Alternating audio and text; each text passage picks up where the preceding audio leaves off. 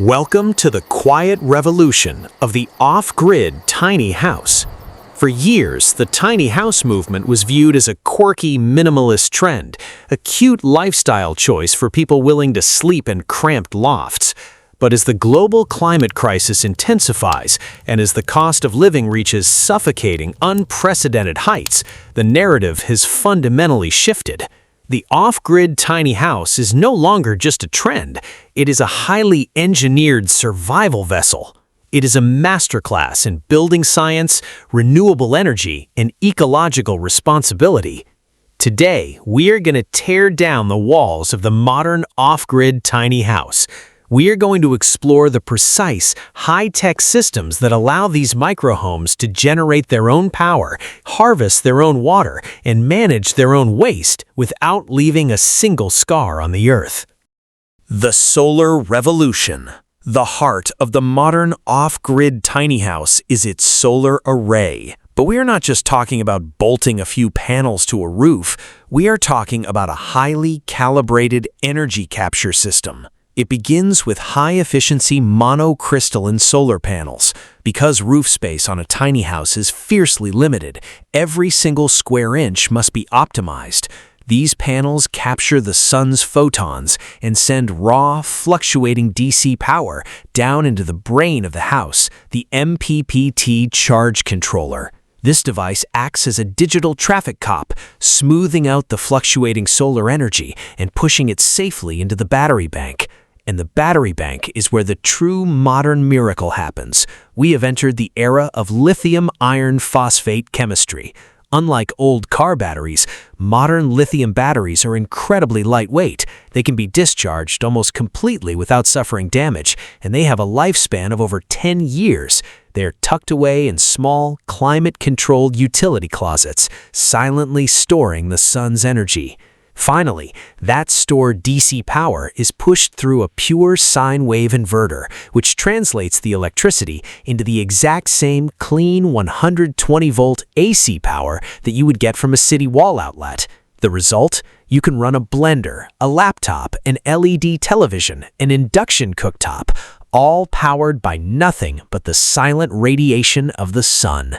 It is absolute energy independence, packaged into a closet-sized footprint. The life cycle of a raindrop. Water independence. Energy independence is empowering, but water independence is a matter of pure survival. How does a house without pipes get water?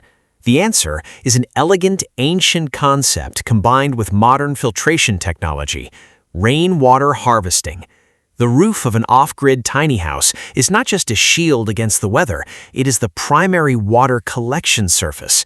For this to work, the roofing material is critical. You cannot use traditional asphalt shingles, which leach toxic petrochemical chemicals into the runoff. Instead, builders utilize standing seam metal roofs. They're smooth, clean, and completely non-toxic.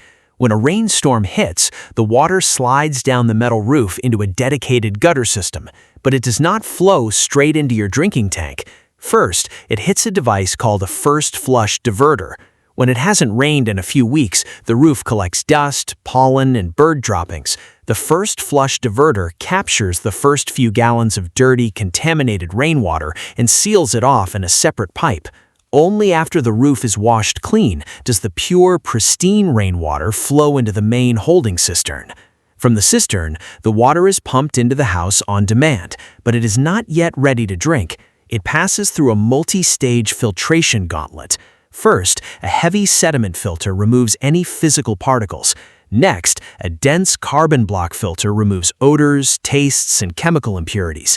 And finally, the water passes through an ultraviolet sterilization chamber. A high-intensity UV light scrambles the DNA of any microscopic bacteria or viruses, instantly rendering the water 100% safe to drink.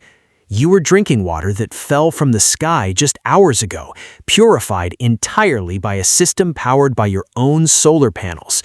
It is the ultimate closed-loop cycle. The humanure revolution, conquering the composting toilet. We must now address the absolute biggest psychological hurdle for anyone considering the off-grid tiny house lifestyle: the toilet. The idea of living without a traditional water-flushing toilet terrifies people. They imagine foul odors, unsanitary conditions, and the dreaded outdoor outhouse. Let us completely shatter this misconception.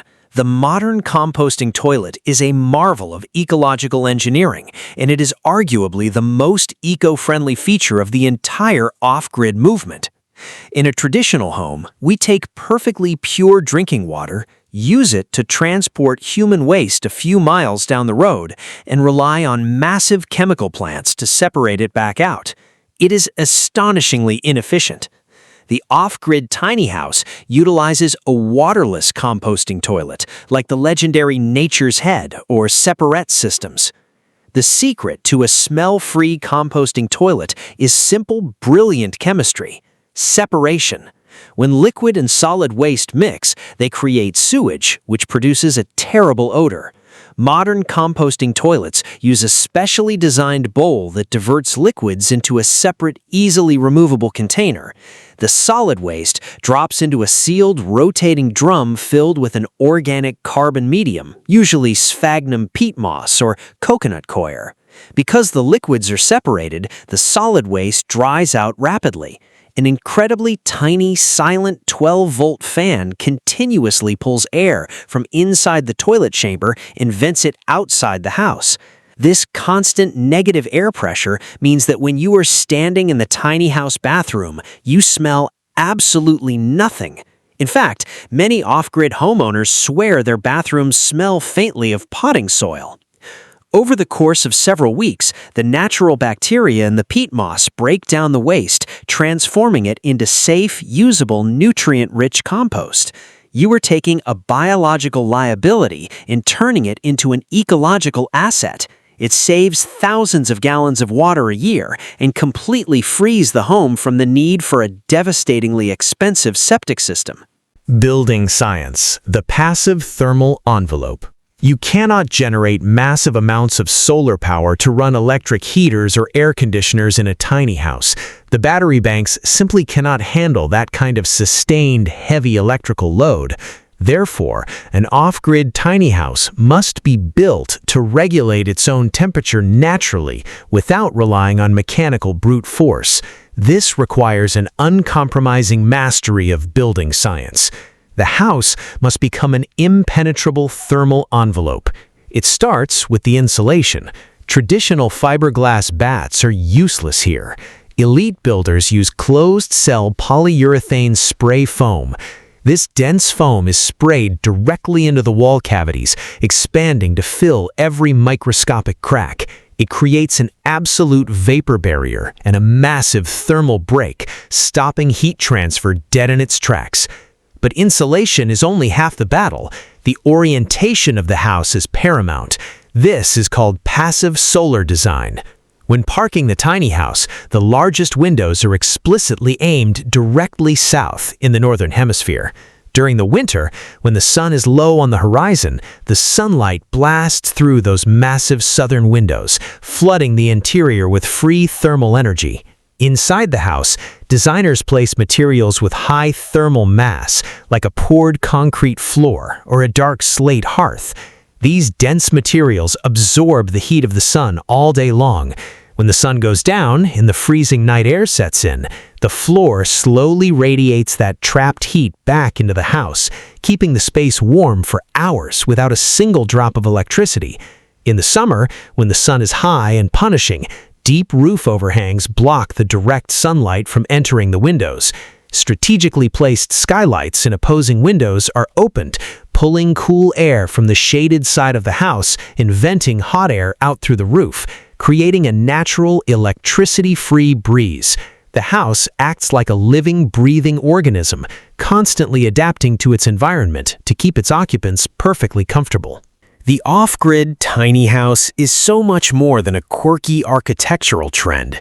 It is a profound, necessary rebellion against a system of endless consumption that is destroying our planet and our peace of mind. When you strip away the excess square footage, the crushing mortgage, and the invisible wires that tie you to a fragile power grid, what you are left with is the absolute essence of living. You are left with a home that forces you to respect the energy of the sun, the purity of the rain, and the delicate balance of the earth. Are there challenges? Absolutely. You must monitor your batteries, change your filters, empty your compost, and fight for your legal right to exist outside the box. It requires intention, education, and a willingness to be fiercely accountable for your own footprint. But the reward is an existence of unparalleled freedom. It is the deep, settling peace of knowing that no matter what happens to the economy, no matter what happens to the power grid, your lights will turn on, your water will flow, and your home will remain a warm, safe sanctuary. The off-grid tiny house is not just a way to live smaller, it is the ultimate blueprint for living smarter, living greener, and living truly, undeniably free.